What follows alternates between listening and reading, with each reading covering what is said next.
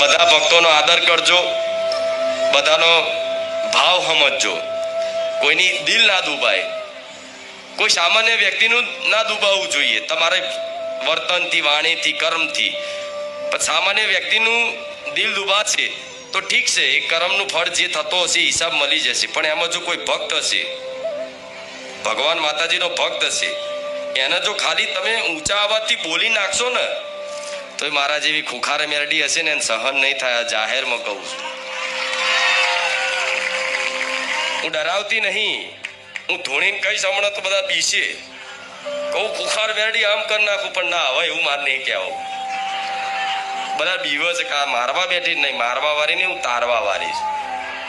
પણ એ સહન ના થાય, કેમ કે મને સૌથી વધારે સંસારમાં કોઈ પ્રિય હોય તો મારા ભક્ત, મારો વાલો ભક્ત, એ કોઈ પણ હોય, મારો દીકરો હોય કે મારા ધામમાં આવનારા ભાવિક ભક્તો હોય, એ મને ખૂબ વાલો હોય. જો એનો કોઈ અપરાધ કરે વાંક વગર અને એનું દિલ દુખાયું તમારા કોઈ શબ્દોથી, તો મારી મેરડીની લાલ આંખો એવી છે ને કે ખાલી આંખો બતાવું તો એ માણસ મરી જાય.